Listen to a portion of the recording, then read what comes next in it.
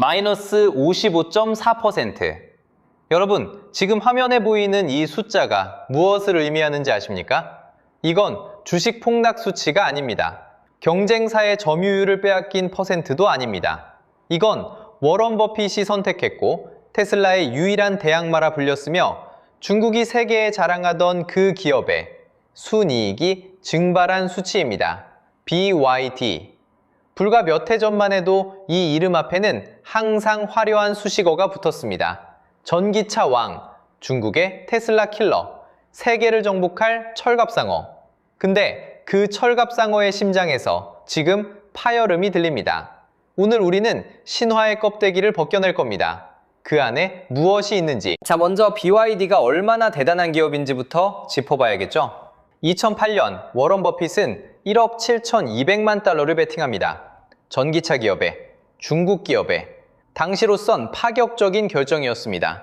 버핏은 왕촨프라는 이 사내에게서 배터리의 에디슨을 보았다고 했습니다. 그리고 그 베팅은 맞아떨어지는 것처럼 보였습니다. BYD의 중국 내 시장 점유율은 2022년 7.7%에서 2024년 15.5%까지 수직 상승했습니다. 전 세계 전기차 판매량 1위, 460만 대 판매, 해외 수출 처음으로 100만 대 돌파. 숫자만 놓고 보면 완벽한 성장 스토리입니다. 하지만 잠깐, 여기서 한 가지 질문을 드려야겠습니다. 성장하는 기업이라면 이익도 같이 성장해야 하지 않을까요? 그런데 실상은 달랐습니다. 매출은 역대 최대인 176조 원을 찍어넣었는데 순이익은 오히려 19% 줄었습니다. 2021년 이후 처음으로 이익이 감소했습니다. 그리고 2026년 1분기 드디어 본색이 드러났습니다. 순이익 55.4% 증발. 차를 더 팔수록 손에 남는 돈은 줄어드는 기이한 구조. 어떻게 이런 일이 가능할까요? 이 질문에 답을 찾으러 가면 우리는 반드시 한 가지 불편한 진실과 마주하게 됩니다.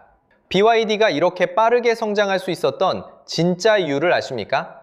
많은 분들이 기술력이라고 답하실 겁니다. 블레이드 배터리, 수직 계열화, 수직 통합 생산 라인. 맞습니다. 기술력도 있습니다. 하지만 그게 전부였다면 지금 이런 일이 벌어질 리가 없습니다. 진짜 연료는 따로 있었습니다. 바로 중국 공산당의 천문학적인 보조금입니다. 중국 정부는 전기차 산업을 국가 전략으로 삼고 수십 년간 보조금과 세금 혜택을 쏟아부었습니다. 한때 200개가 넘는 전기차 업체들이 우후죽순 생겨난 것도 그 때문입니다.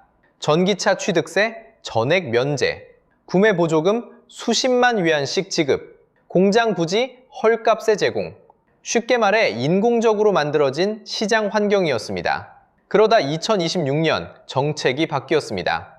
중국 정부가 전기차 취득세 혜택을 전액 면제해서 절반 수준으로 축소했습니다. 플러그인 하이브리드, 차량의 순수 배터리 주행거리 기준은 43km에서 100km로 2배 이상 올려버렸습니다. BYD의 주력 모델 상당수가 혜택 대상에서 탈락했습니다. 그 순간 무슨 일이 벌어졌을까요? BYD의 중국 내 점유율은 2024년 15.5%에서 2026년 초 7.1%로 반토막 났습니다. 8개월 연속 전년 대비 판매 감소.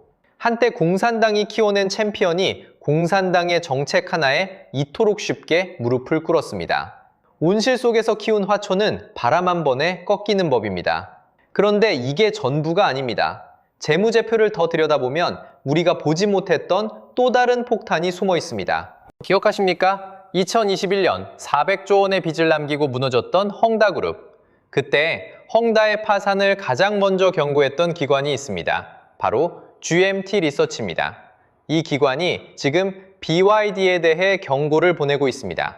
핵심은 이른바 리렌, 즉 상업어음 결제 시스템입니다. 일반적으로 기업이 부품을 납품받으면 대금을 바로 지급합니다.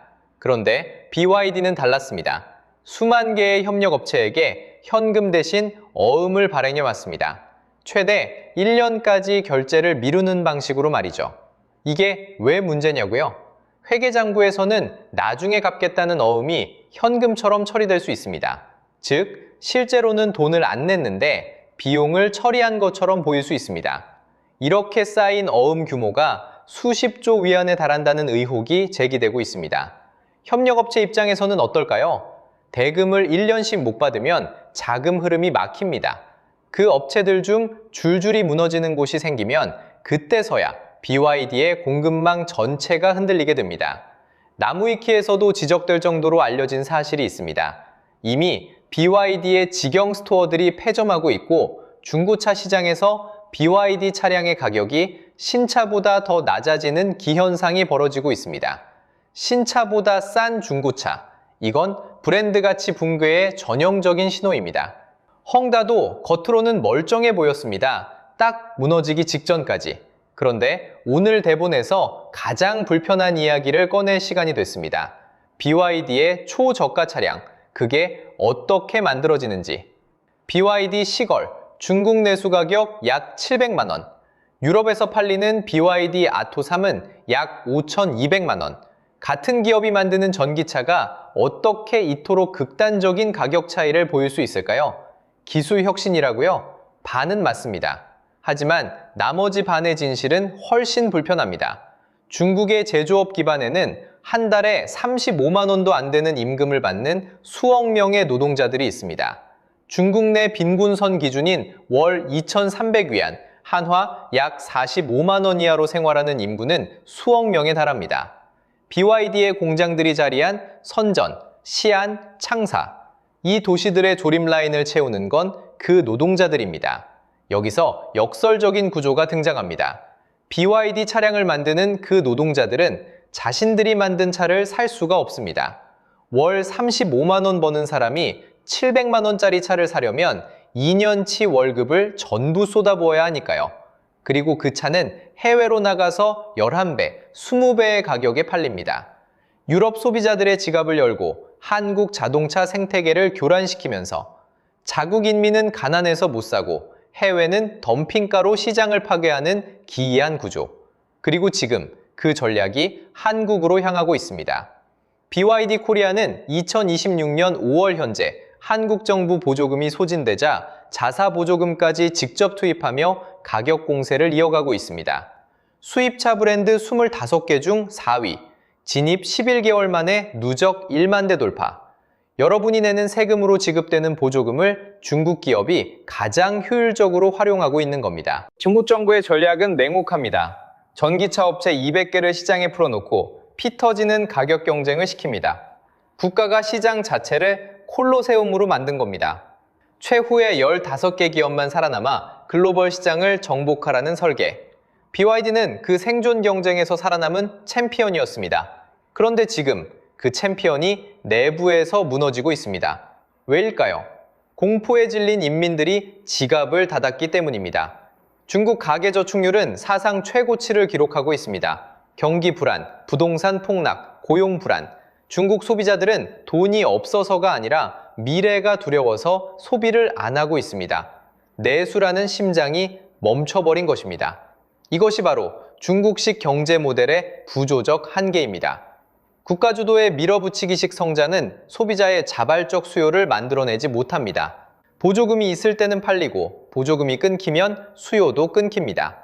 그리고 그 구조적 한계가 BYD라는 한 기업에서 가장 선명하게 드러나고 있는 겁니다. 설상가상으로 위안화 강세라는 변수까지 등장했습니다. 2026년 1분기 BYD는 환손실로만 무려 4,518억 원을 날렸습니다. 전년 동기에는 오히려 환차익을 봤던 기업이 말이죠. 해외 수출로 활로를 뚫으려는 전략에 환율마저 등을 돌린 셈입니다. 정리해보겠습니다. BYD의 2026년 1분기 순이익 55.4% 폭락은 단순한 실적 부진이 아닙니다. 이건 하나의 신화가 무너지는 소리입니다.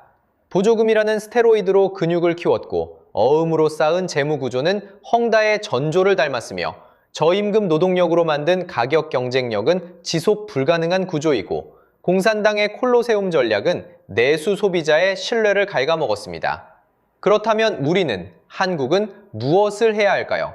BYD가 한국 시장에서 수입차 4위에 오른 이 시점에 냉정하게 따져봐야 합니다. 한국 소비자가 내는 세금으로 만들어진 보조금이 중국 기업의 가격 경쟁력을 더 강화시키는 구조가 옳은가? 한국 자동차 산업의 생태계가 무너질 때 남는 것은 무엇인가? 현대차와 기아는 지금 이 위기를 기회로 바꿀 수 있을까요? 아니면 중국의 가격 전쟁에 끌려다닐까요? BYD의 신화는 이미 금이 가기 시작했습니다. 중요한 건 그 균열이 우리에게 어떤 기회를 주고 있느냐입니다.